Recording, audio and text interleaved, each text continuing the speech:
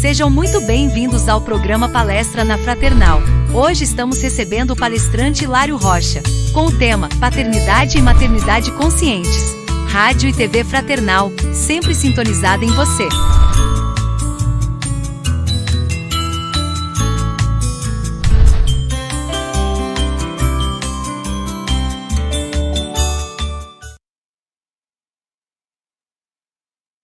Amados irmãos, muito boa noite, mas boa noite mesmo.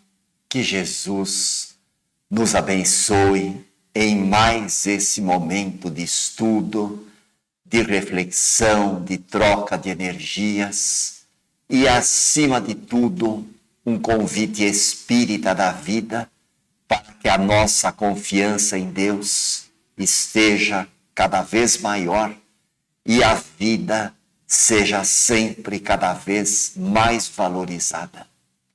Nós queremos cumprimentar efusivamente a todos os companheiros e rogar aos irmãos da espiritualidade maior que possam orientar as nossas palavras para que elas sejam de reconforto, de lenitivo, de equilíbrio, de alegria e, acima de tudo, de muita dignificação humana, de promoção do ser humano.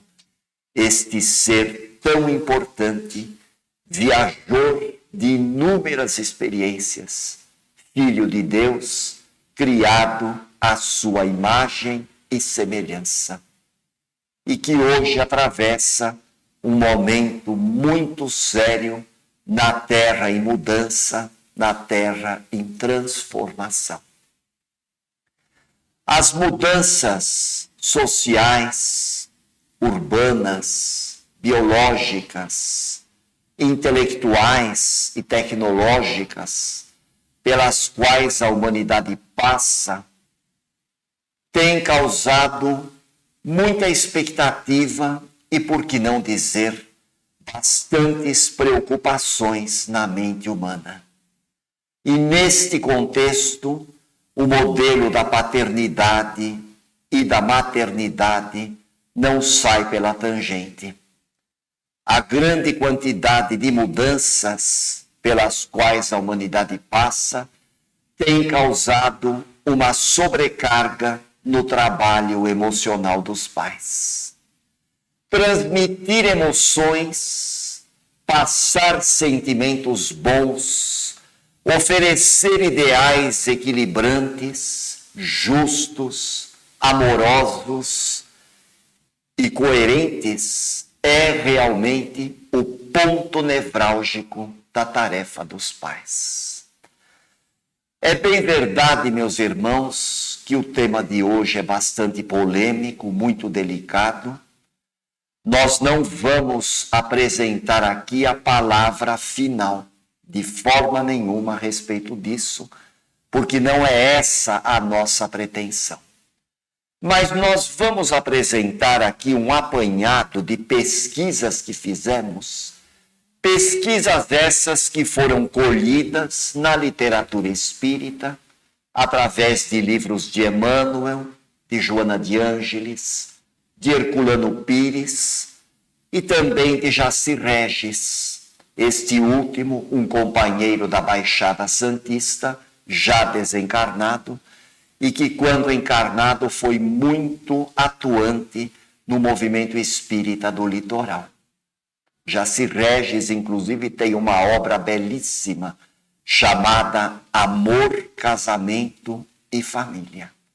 E esta obra foi um dos nossos subsídios, dos quais nos valemos para nos socorrer na montagem deste tema, que é eletrizante, mas que também mostra a importância do espiritismo no ambiente familiar. E o espiritismo vem realmente propor uma revolução dentro da família, com suas propostas equilibradas, dinâmicas e cônscias, enfocando sempre a equidade dentro das leis de Deus, soerguendo a instituição da família, E aqui vai uma colocação nossa. A família continua sendo uma instituição benemérita e de um valor inquestionável na sociedade humana. É bem verdade que muitas pessoas, muitas associações, muitos movimentos, grupos de criaturas, profissionais que nos merecem o maior respeito, têm acenado com ideias de dissolução da família, como se a família fosse uma instituição superada, como se a família estivesse em via de extinção no tempo e no espaço, para ceder lugar a novos grupos humanos, a novas formas de constituição de grupamentos de pessoas, inclusive com valores totalmente distantes daqueles legítimos ensinados no Evangelho de Jesus. Com todo respeito, meus irmãos, a tudo que se fala, nós não podemos fechar os olhos para as grandes realidades que o Espiritismo nos apresenta. E o Espiritismo nessa noite nos fala: paternidade e maternidade são tarefas conscientes, são escolhas de vida, são opções de dignificação humana, através das quais se cumpre a grande lei da reencarnação, plasmando corpos físicos, criando ambientes familiares, permitindo que espíritos heterogêneos, espíritos que carregam no seu bojo experiências diversificadas, assumem ao ambiente familiar na tentativa de resolver em conjunto pendências que restaram do passado. Espíritos antipáticos tentam se perdoar e se compreender.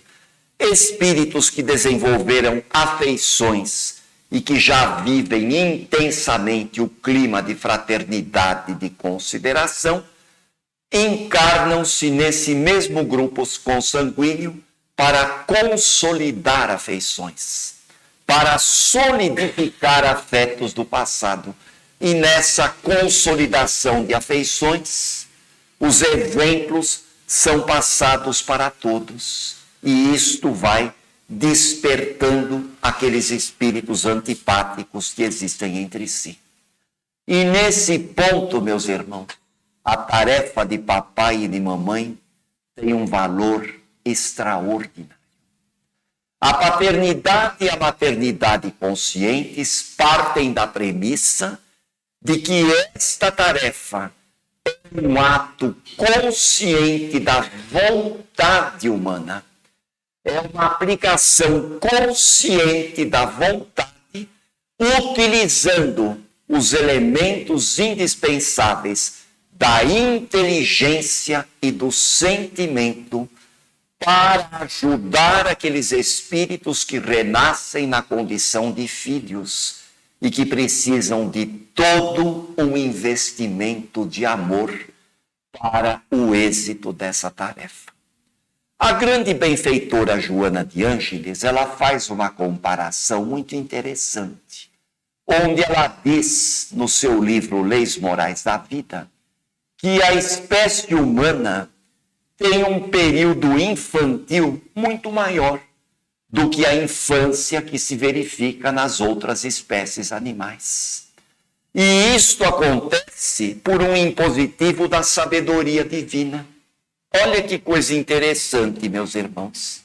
A sabedoria de Deus está em toda a escala zoológica, em todos os elementos, desde a ameba, desde aquele organismo extremamente rudimentar, unicelular, até a espécie humana, que representa o coroamento da obra divina. Em todos os componentes da escala zoológica, a sabedoria humana, a sabedoria divina está presente. Mas na espécie humana, o período infantil é maior do que nas outras espécies animais. E por que isso, meus irmãos? Porque os espíritos responderam a Kardec na questão 383 e na questão 385 do Livro dos Espíritos, que a utilidade do espírito reencarnante de passar pela infância é muito grande. Por quê? Porque a infância é um estágio superior para a fixação de aprendizagens, para a incorporação de valores éticos, de valores morais. O que são valores éticos e morais? São valores que dão significação à vida.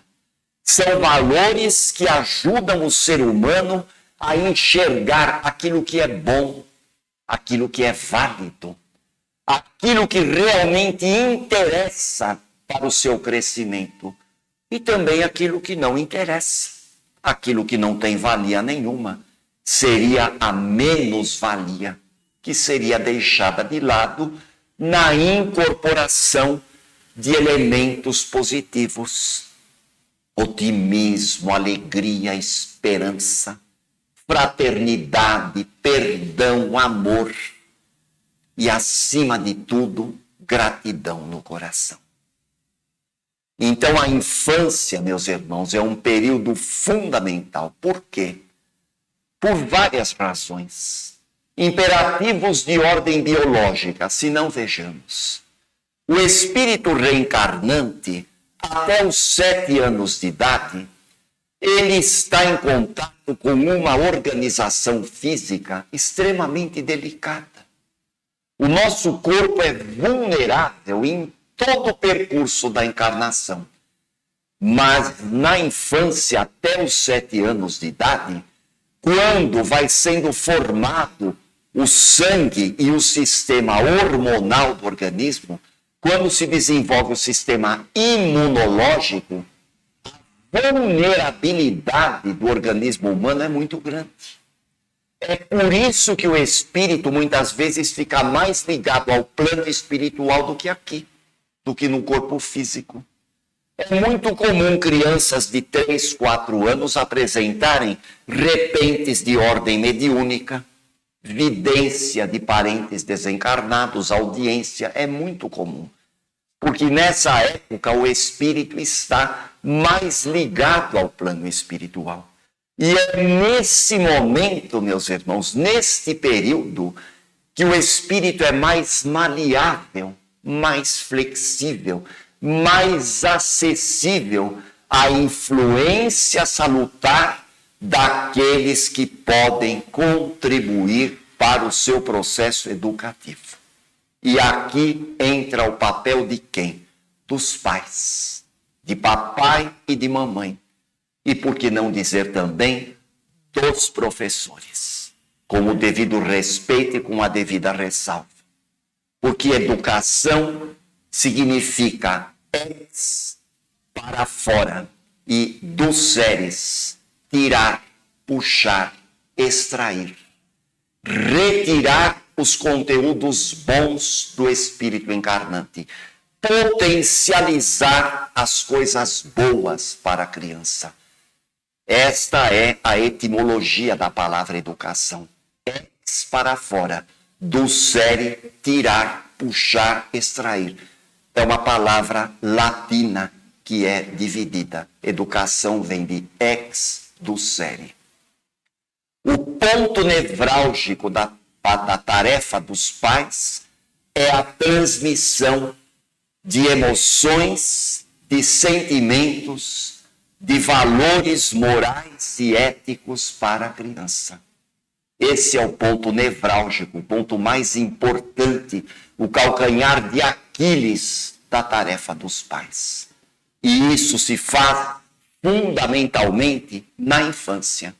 Isso não significa, meus irmãos, que os pais tenham de largar o adolescente à própria sorte, de ficarem indiferentes quando os filhos atingirem a maturidade, a idade adulta, como se os filhos fossem deixados ao Deus dará, de forma nenhuma. Os pais estão sempre presentes durante toda a existência física dos filhos. E a benfeitora Sheila, através de João Nunes Maia, ela nos diz que mesmo que o papai e que a mamãe estejam desencarnados, para o papai e a mamãe desencarnados, o filho é sempre filho. A tarefa dos pais, meus irmãos, neste mundo em mudança, é super importante. E isso não se trata de forma nenhuma de uma afirmação casuística, de uma afirmação extemporânea ou de uma afirmação ridícula para os nossos dias. De jeito nenhum. A psicologia, a psicanálise, a psiquiatria, a sociologia, a embriologia e a antropologia, todas essas ciências do comportamento humano são célebres em afirmar que as impressões que uma criança recebe no período da infância, sejam elas boas ou más, essas impressões vão constituir um acervo de sentimentos, de sensações e de percepções que a criança vai carregar durante todo o seu processo reencarnatório. Aquilo que a criança recebe na infância fica sedimentado nas camadas do consciente e também irriga os subterrâneos da inconsciência, proporcionando uma mistura, uma aquisição de elementos. E isso tanto pode libertar, como também pode traumatizar um espírito na sua reencarnação. Agora vamos um pouco até Emmanuel, no livro O Consolador, questão 110. Perguntam os companheiros do grupo espírita Luiz Gonzaga para Emmanuel: qual é a melhor escola para a educação do espírito reencarnado na Terra? E Emmanuel respondeu: a maior escola para se reeducar um espírito reencarnante ainda é o lar. Porque no lar a criatura recebe as bases da educação e do caráter. E enfatiza o nobre mentor: os estabelecimentos escolares do mundo, as universidades, os grupos escolares, os estabelecimentos de ensino fundamental podem instruir, mas só o lar é que poderá educar. Enquanto o estabelecimento escolar forma o cidadão, o lar é que forma o homem e a mulher. E este é o grande papel do espiritismo evangélico na sua função de cristianização do mundo, com a formação de homens inteligentes, mulheres decididas, seres humanos honestos, filhos de Deus, valentes, conscientes, cheios de discernimento e com a sua opção pela dignificação humana. O lar, meus irmãos, ele determina realmente um padrão de comportamento. Nós sabemos disso. Os pais, muitas vezes, eles transmitem os seus princípios, aquele conjunto que nós podemos dizer concepção existencial de cada um. Papai e mamãe têm uma concepção existencial que foi adquirida no ambiente familiar de onde cada um saiu. É todo um retalho de opiniões, de valores, de princípios que ambos os cônjuges recolheram, cada um na sua família, cada um no seu ambiente de onde veio, reflexos também que cada cônjuge traz de experiências vividas em outras encarnações. Então, a mistura de todos esses elementos formam um modelo de concepção de vida que os pais tentam passar para os filhos. Modelo esse que nem sempre é consciente, que necessariamente nem sempre é bom. Pode ser ruim, mas que dentro dos padrões sociais, dentro dos padrões que a sociedade analisa e enxerga, é um modelo razoável. Embora muita gente, e certamente alguns corações que estão nos assistindo, poderão formular algumas perguntas, algumas objeções. Muita gente alega que o ambiente familiar é um ambiente negativo para a formação da criança. Principalmente os defensores dessas teorias modernas, entre aspas, dessas teorias que estão em voga, que estão pipocando aí fora, pregando a mais completa desagregação dos valores morais da família, pregando a mais absoluta ruptura das estruturas espirituais dentro de um lar. Alegam essas pessoas que a família, por exemplo, é formada por indivíduos desequilibrados, por seres humanos inseguros, por pais e mães imaturos, pessoas frustradas, irrealizadas, e esses pais transmitiriam a sua irrealização para os filhos. E os filhos, por sua vez, seriam pessoas deprimidas, cansadas, saturadas da vida, imaturas, inseguras. E esses filhos, no momento de sua formação da sua própria família, no momento de instituírem os seus lares, de gerarem os seus próprios filhos, transmitiriam toda a carga de insegurança, toda a carga de frustração, toda a herança psicológica que receberam de seus pais. E isso causaria um ciclo vicioso, insolúvel. Portanto, a família seria a representação de tudo que existe de pior para o ser humano.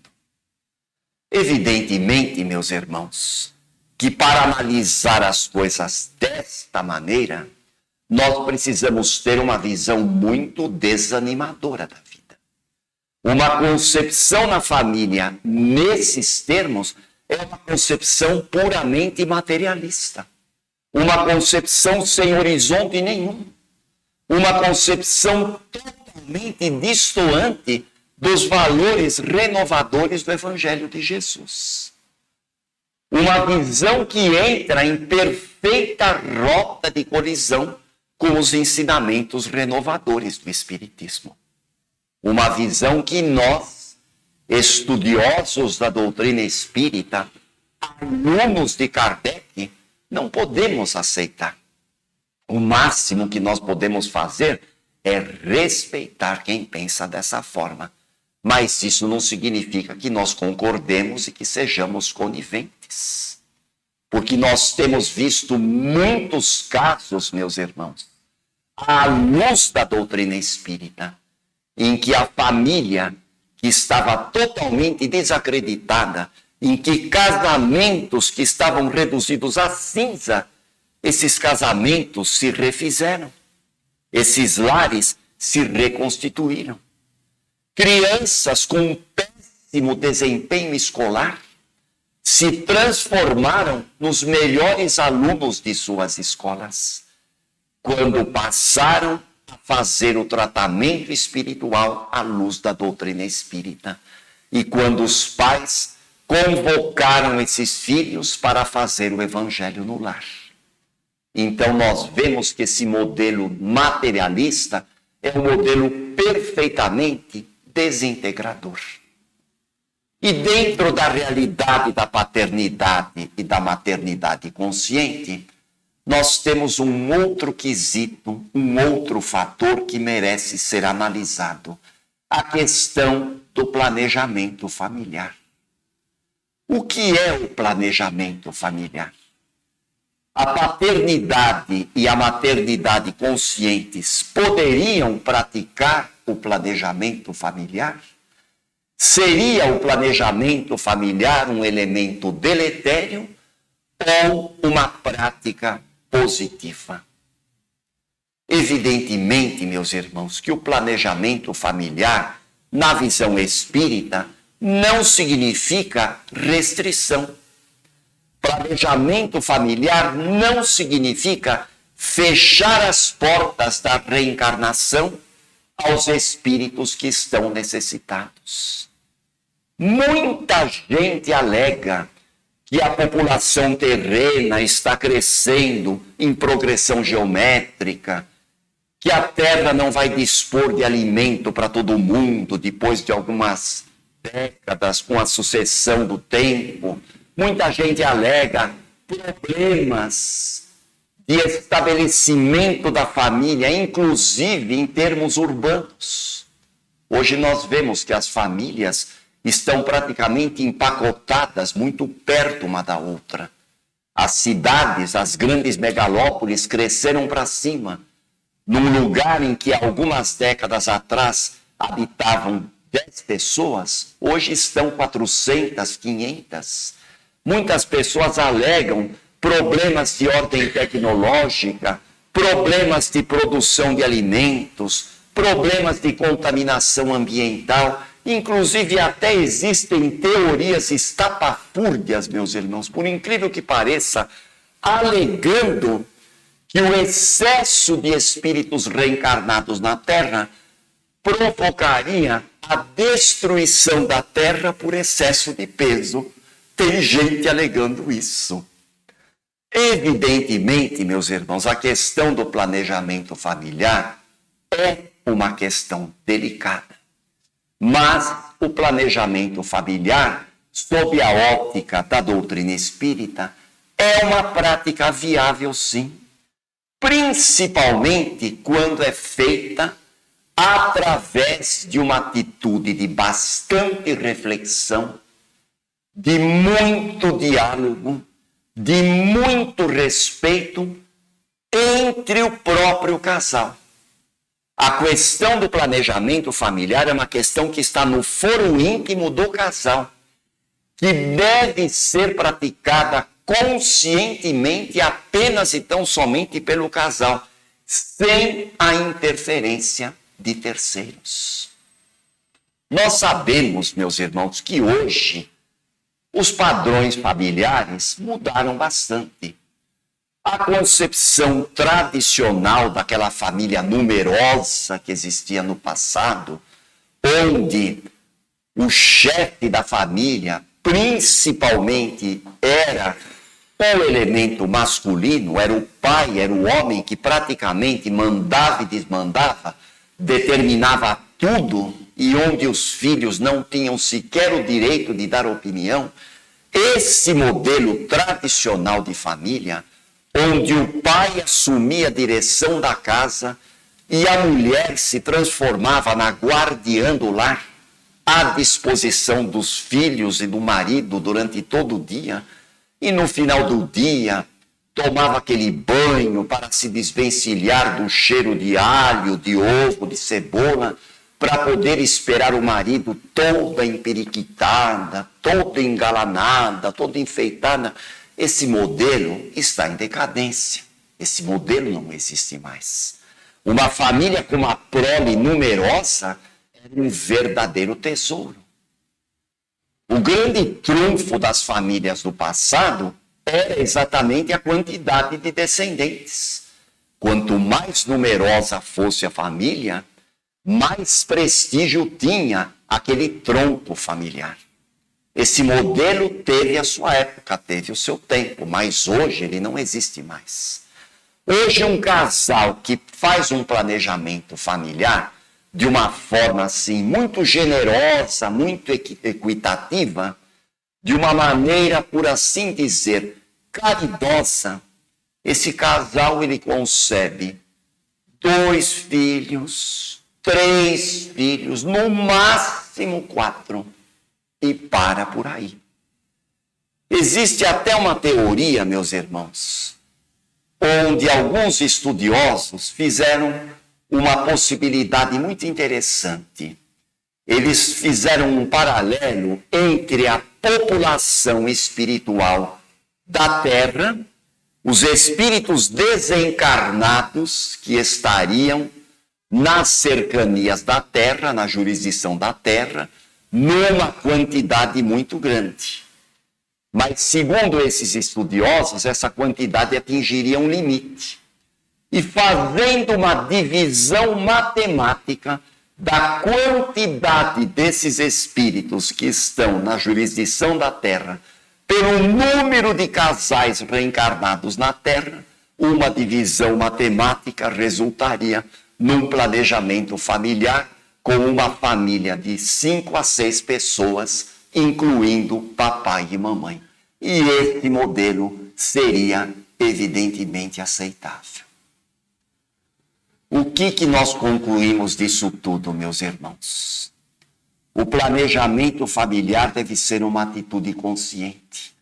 E ele nunca deve mascarar uma desculpa egoísta na tentativa de não se assumir responsabilidades em troca de prazeres temporais. E uma coisa, meus irmãos, que nós não podemos e não devemos admitir no planejamento familiar é o aborto delituoso. Isso não pode acontecer no planejamento familiar de forma nenhuma, porque o aborto delituoso é uma aberração na vida das pessoas. Procriar, meus irmãos, é um ato sagrado. Quando Moisés colocou lá na Gênesis, no primeiro livro do Primeiro Testamento da Sagrada Escritura, crescei-vos e multiplicai-vos. Ali, Moisés estava colocando a sacralidade de uma lei moral muito importante da vida, a lei de reprodução. Procriar é um ato sagrado.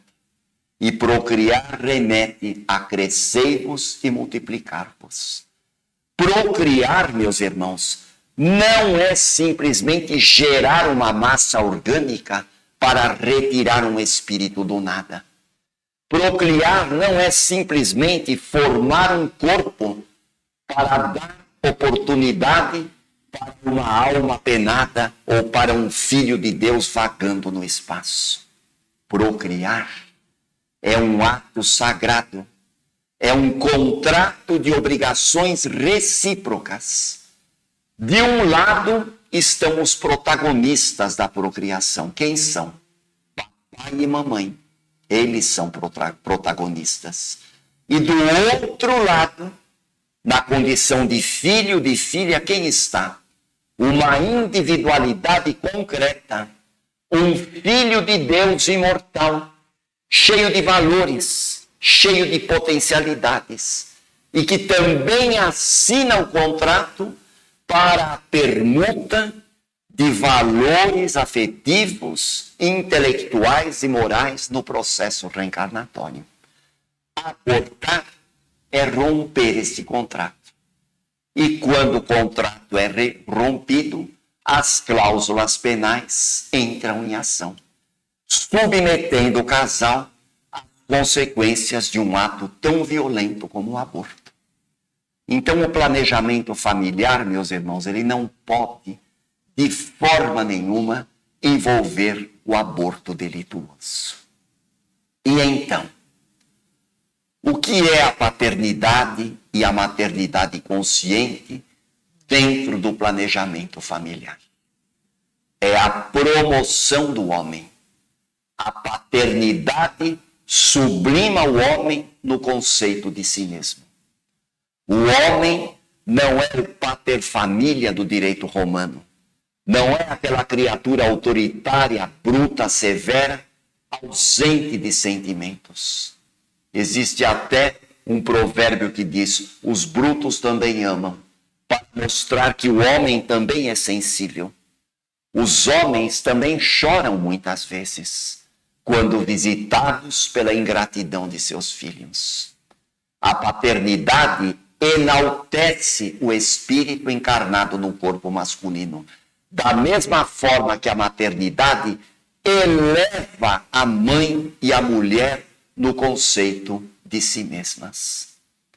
Portanto, meus irmãos, a opção consciente da paternidade e da maternidade é um desafio extraordinário. É um desafio altamente enriquecedor e que requer a utilização de todas as fibras morais do espírito, quer do homem, quer da mulher, para o sucesso de uma empresa de tal quilate. Por quê, meus irmãos? Porque é um trabalho de condução, é um trabalho de formação de um homem, de uma mulher, de um cidadão que se redime do passado para aprender a amar e a valorizar a vida. É um trabalho de sublimação no Instituto Benemérito da Família. E a paternidade e a maternidade conscientes, o que elas pressupõem? Doação, atenção, acompanhamento, renúncia, companheirismo e também autoridade. Por que não? Amor, carinho, mas também energia. Uma energia amorosa, uma energia firme, uma energia que saiba dizer não quando for necessário que se diga um não e saber sustentar esse não, explicando o porquê do não que está sendo dito. É bem verdade, meus irmãos, que tanto papai como mamãe, como filhos, são espíritos em processo de aprendizagem. O modelo do planejamento familiar espírita, meus irmãos, é um modelo racional. É um modelo onde nós vamos utilizar as forças intelectivas a serviço da vida, a capacidade de raciocínio, de discernimento.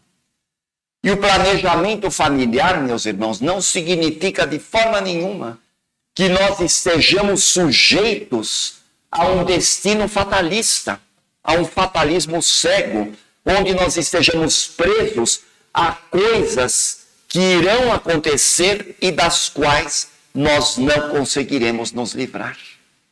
Não é esse fatalismo que a doutrina espírita ensina.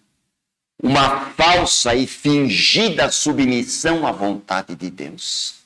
O planejamento familiar dá vazão para a livre escolha, para o exercício inteligente, para a seletividade no equacionamento dos valores familiares. Haverá incorreções? Claro. Falhas haverá? Lógico. Porque o fato de conceber um filho, de forma nenhuma coloca a maternidade ou a paternidade numa condição de superioridade. De forma nenhuma. O fato de ser pai e mãe não significa que papai e mamãe sejam espíritos sublimados. De forma alguma. São aprendizes em processo evolutivo, alunos da vida, tanto quanto o espírito reencarnante que precisa ser respeitado na sua dignidade, igualmente é um aprendiz da vida. Nos modelos tradicionais do passado, meus irmãos, o que acontecia? Eram padrões muito rígidos, padrões muito estritos. A família girava em torno do chefe da família. O indivíduo que nascia naquela família não tinha direito de expressar sua opinião. Não era considerado em seu caráter, em sua dignidade, em sua personalidade. Para o filho homem, dava-se uma profissão, que geralmente era chamada de ofício, e era o ofício que o pai desempenhava. E dava-se para o filho homem o destino da família e acabou. sem ao menos dialogar, sem ao menos se pensar se aquele filho homem tinha vocação para tal ou qual tarefa. E para a filha mulher, então, nem se diga. A filha mulher arrumava-se um casamento para ela e estava muito que bom. Não se respeitava nem o sentimento da mulher. Isso evidentemente mudou. Hoje, o filho é respeitado na sua individualidade. Até porque o espírito reencarnante, quando ele chega no lar, ele se sente inseguro. Uma programação reencarnatória, meus irmãos, que começa no plano espiritual, por mais que o espírito reencarne cheio de confiança em Deus, ele é um aprendiz. E ele traz a sua carga de insegurança. E essa segurança ele vai procurar aonde? No papai, na mamãe, no lar. E se ao reencarnar ele encontra um lar onde existe equilíbrio, onde existe amor, onde existe carinho, onde existe respeito, esse espírito se enche de satisfação. O que não vai acontecer, por exemplo, se ele encontrar um lar onde existe muita briga, muita insegurança, muita palavra de baixo calão, muito desrespeito, muita falta de consideração entre as pessoas, esse espírito vai se sentir muito inseguro. E certamente vai progredir na sua vida física cheio de traumas, buscando carinho desesperadamente, carregando angústias das quais ele vai precisar, certamente, muitas reencarnações para poder se livrar. Então, os pais precisam acompanhar os filhos, respeitar a individualidade dos filhos, claro, mas isso não significa que os pais estejam dispensados de corrigir, que os pais estejam dispensados de educar, que os pais estejam dispensados, inclusive, de impedir os filhos de fazer coisas erradas, se isso for necessário. Porque respeitar a individualidade não é relegar os filhos ao abandono, de forma nenhuma. Da mesma forma que não é colocar os filhos numa redoma de vidro, cercando-os daquele carinho exagerado, daquelas angústias excessivas, daquela aflição afetiva, daquela aflição desmedida, daquela afetividade desproporcionada.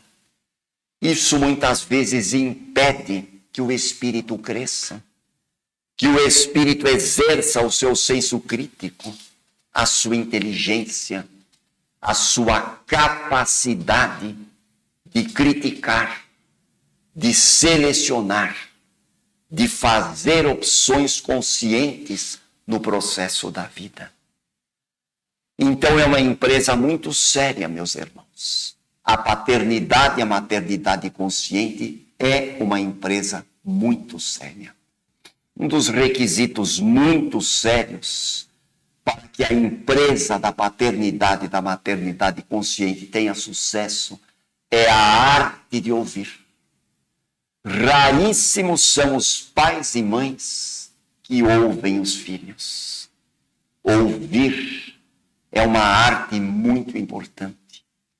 Ouvir, meus irmãos, não é simplesmente captar sons mecânicos utilizando os condutos auditivos para tanto.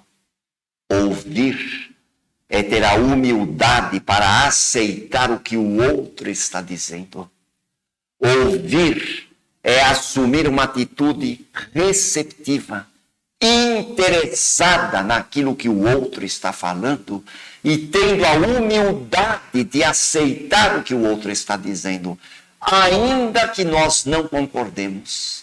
Mesmo que aquilo que o outro nos diga pareça um absurdo para a nossa visão, é necessário respeitá-lo, porque ele está colocando a alma para fora. Ele está extravasando naquilo que a psicologia chama de catarse, as suas impressões, os seus sentimentos, os seus valores. Ele está confiando na criatura que ouve e que deve demonstrar bastante atenção. É muito importante, meus irmãos, que os pais ouçam os filhos e que os pais procurem ajudar os filhos da melhor forma, ajudando com uma palavra, ajudando com o clima, ajudando com o estímulo, mas principalmente ajudando com os exemplos, porque a palavra edifica, mas o exemplo arrasta, no dizer do nobre benfeitor Emmanuel. A palavra edifica, mas o exemplo arrasta. Uma criança, meus irmãos, e agora quem diz isso é Terezinha Oliveira de Campinas, já desencarnada, ela sempre falava para nós. Quem não se lembra da voz doce de Terezinha Oliveira, que falava tanto de Jesus? Uma criança é um filho, uma criança é um depósito divino em nossas mãos. Mas filho foi confiado para pai e mãe. Pai e mãe são dois polos de afetividade, dois dínamos amorosos na vida dos filhos, dois elementos imprescindíveis para o sucesso de todo e qualquer empreendimento reencarnatório. E a figura de pai e mãe, neste mundo em processo de mudança, nesta terra em transformação, a figura de pai e mãe se reveste de uma importância extraordinária e que, por essa razão, precisam ser valorizadas. E agora quem diz é Herculano Pires. Papai e mamãe não desaparecerão do cenário humano, porque a família não morrerá jamais. Morrerá na cabeça de mentes materialistas, na cabeça de filhos de Deus pretensiosos e arrogantes, na cabeça de criaturinhas descompromissadas com a vida, na cabeça de seres humanos que se divorciaram de Deus e, consequentemente, desagregaram a família. Toda essa subversão de valores, toda essa inversão de valores, meus irmãos, um dia acabará. Porque a própria reencarnação, esta lei bendita, se encarregará de colocar a vida das pessoas no eixo e então haverá uma reciclagem de valores, uma ciclagem reencarnatória e o retorno dos corações para esses valores sagrados dentro da família, restituindo o grande ensinamento de Jesus.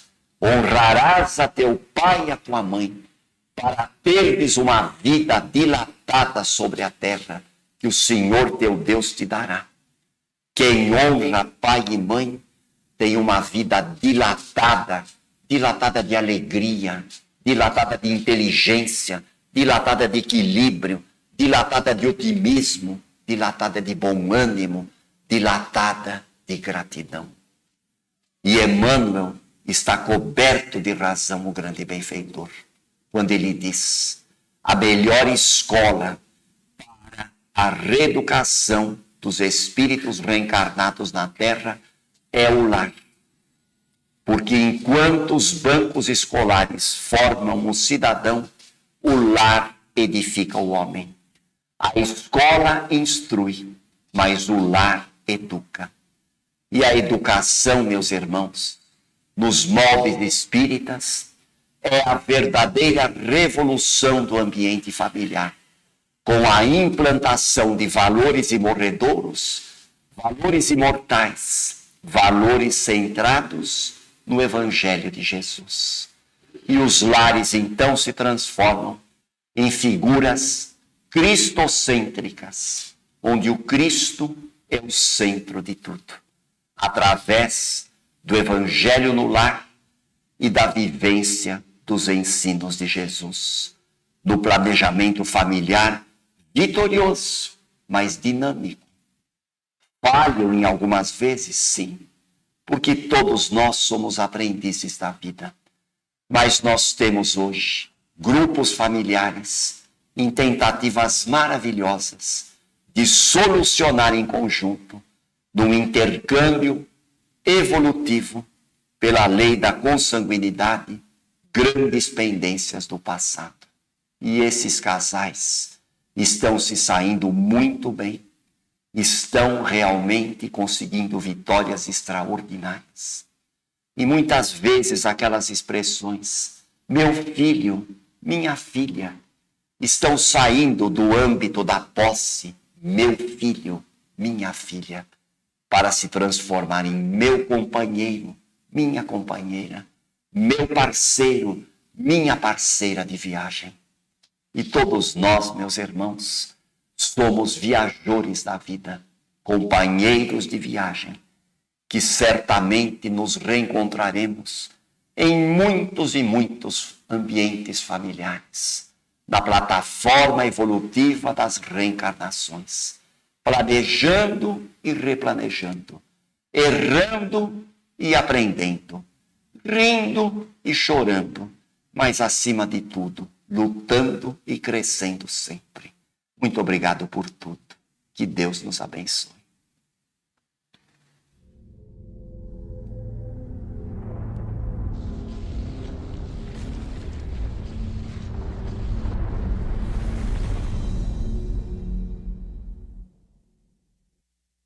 Acabamos de apresentar mais um programa Palestra na Fraternal. Sempre uma palestra diferente com temas ligados à doutrina espírita. Assista pelo YouTube, pela TV Fraternal e também no Facebook. Ouça pelo aplicativo da Rádio Fraternal e pelo site fraternal.net.br. Rádio e TV Fraternal, sempre em sintonia com você.